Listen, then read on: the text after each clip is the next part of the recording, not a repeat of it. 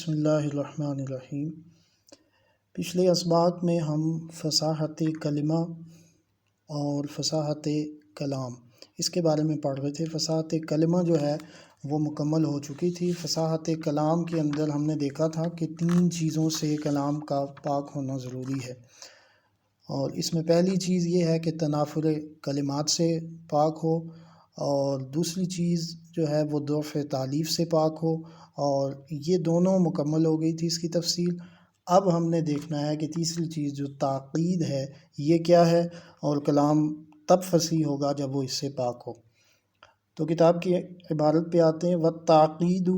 أَن يَكُونَ الْكَلَامُ خَفِيَّ الدَّلَالَةِ عَلَى الْمَعْنَى الْمُرَادِ، اور تعقید ہے یکون الکلام، کانا یکونو سے یعنی ہے کلام کا ہونا، کیا ہونا؟ خفی الدلالہ، خفی مخفی پوشیدہ کے معنی، دلالت پر پوشیدہ ہونا۔ دلالت سے کیا مراد؟ یہاں پہ تھوڑی سی منطق کی بات آتی ہے کہ کوئی بھی لفظ جب ہم بولتے ہیں تو وہ کسی نہ کسی چیز کے لیے وضع کیا گیا ہوتا ہے، اور ہم نے پڑھا تھا کہ لفظ جو ہے وہ دال ہے، اور جس چیز کے لیے وضع کیا جائے وہ مدلول ہے، اور لفظ بول کر جس چیز کے لیے وضع کیا جاتا ہے لفظ وہ معنی سمجھ میں آتا ہے، اس کو دلالت کہتے ہیں۔ تو خفیت دلالہ سے کیا مراد ہے کہ دلالت پوشیدہ ہوتی ہے، مشکل ہوتی ہے، مخفی ہوتی ہے، علی المعنی المراد، معنی مراد پر۔ اب معنی مراد کی تھوڑی سی یہ تفصیل ہے کہ ہر لفظ کے 2 معنی ہیں، ایک لغوی معنی اور ایک مرادی معنی۔ لغوی معنی وہ ہے جس کے لیے اصل میں اس لفظ کو وضع کیا گیا، جیسے شیر ایک جانور کے لیے ہے، اور معنی مراد جو ہے وہ معنی جس کا ارادہ کیا گیا ہو۔ جیسے اگر کوئی دوست اپنے دوسرے دوست کے لیے کہتا ہے کہ شیر آ گیا، تو اس کا مطلب ہے کہ اس نے ارادہ کیا شیر کہہ کر بہادر آدمی کا، تو یہ معنی مراد ہے۔ تاکید میں کیا ہوتا ہے کہ خفی الدلالہ، پوشیدہ ہوتی ہے دلالت، معنی المراد، اس مرادی معنی پر جو کہ مراد لیا گیا ہے۔ والخفاء، اور یہ جو پوشیدگی ہے، اما من جہت اللفظ، یہ ہوتی ہے لفظ کی طرف سے، یعنی لفظ کی وجہ سے یہ پوشیدگی ہوتی ہے، بسبب تقدیم کی وجہ سے، تقدیم یعنی مقدم ہونا، پہلے آنا، او تاخیر یا بعد میں آنے کی وجہ سے، او فصل یا فصل یعنی جدائی کی وجہ سے۔ اب ان کو تھوڑا سا دیکھ لیتے ہیں کہ تقدیم سے کیا مراد، یعنی ایک بات آپ نے کی، ایک لفظ آپ نے بعد میں بولنا تھا کلام میں، وہ پہلے بول دیا، یا ایک بعد میں بولنا تھا، پہلے بولنا تھا تو بعد میں بول دیا، یا پھر 2 الفاظ کے درمیان آپ کوئی تیسرا لفظ لے آئے اور اپنی بات مکمل کرنے کے لیے۔ اور اس طرح کی جب لفظی کوئی آگے پیچھے کام ہوگا تو اس کو ہم کہیں گے وَيُسَمَّى، اس کا نام ہے تعقید اللفظیہ، تو اس کو ہم تعقید لفظی کہیں گے۔ جیسے قول المتنبی، جیسے کہ متنبی ایک شاعر کا نام ہے، اس کا شعر ہے، جفخت وہم لا یجفخون بہا بہم شیم علی الحسب الاغر دلائل۔ اب اس کے پہلے جو مشکل الفاظ ہیں میں ان کا تھوڑا سا مطلب کر دیتا ہوں، پھر اس کی ترتیب جو بنتی ہے صحیح وہ کر کے آگے کتاب میں بھی لکھی ہوئی ہے تو اس کا ترجمہ ہم دیکھ لیں گے۔ جفخت کا مطلب ہے فخر کرنا، اور یہ فعل ہے، اور اس کے آگے فعل آپ کو پتہ ہے کہ فاعل چاہتا ہے، فعل کے ہمیشہ بعد فاعل آتا ہے، جیسے ضرب زید، تو اس کے بعد جو فاعل ہے اس کا وہ اگلے مصرے میں ہے شیامن، اور جو جمع ہے شیاماتن کی، جس کا مطلب ہے عادت، طبیعت۔ وہم لا یجفخون بہا، یہ سارے کا سارا اس فعل کے لیے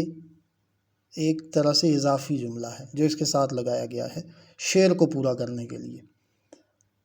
اور اس کے بعد جو مشکل الفاظ میں اگر دیکھا جائے تو ایک لفظ ہے اغر، اس کا مطلب ہے روشن چہرے والا، اور دلائل ایک لفظ ہے، اس کا مطلب ہے صفت، نشانیاں۔ اب اس کی جو صحیح عبارت بنتی ہے وہ کیا بنتی ہے؟ وہ آگے لکھا ہوا ہے فَإِنَّ تَقْدِيرَهُ جَفَقَتْ بِهِمْ شِيَمٌ دَلَائِلُ عَلَى الْحَسَبِ الْأَغَرِّ وَهُمْ لَا يَجْفَخُونَ بِهَا۔ جفقت فخر کرتی ہیں، بہم ان کے ساتھ، شیام عادتیں، دلائل علی الحسب جو کہ دلیل ہیں ان کے حسب کی، اغرغی عالی حسب کی، وہم لا یجفخون بہا اور اس حال میں کہ وہ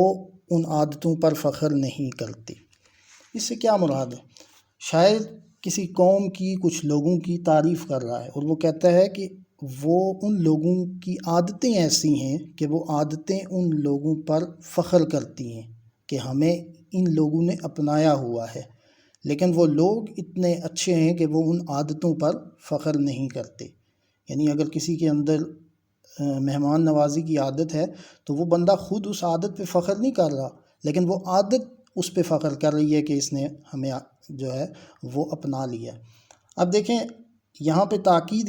کس وجہ سے آئی ہے؟ اس وجہ سے تاکید آئی ہے کہ اگر آپ اس کے پہلے مصرعے کا ترجمہ کریں جفقت وہم لا یجفخون بہا بہم، تو یہ کوئی معنی نہیں بنتا۔ تو جس معنی کے لیے اس کو وضع کیا گیا، جو معنی اس سے مراد لیا گیا ہے، ان دونوں میں تاکید ہے، ان دونوں میں دشواری ہے، پریشانی ہے، پوشیدگی ہے، جس کی وجہ سے یہاں پہ تاکید لفظی ہے۔ تو یہ تاکید لفظی کی مثال ہوگی۔ اب ہم دوسری جو تاکید ہے، دوسری قسم اس پہ چلتے ہیں۔ وَإِمَّا مِن جِهَةِ الْمَعْنَى، اور کبھی اس کا عطف کریں گے والخفا پہ، اور کبھی جو یہ مخفی ہونا ہے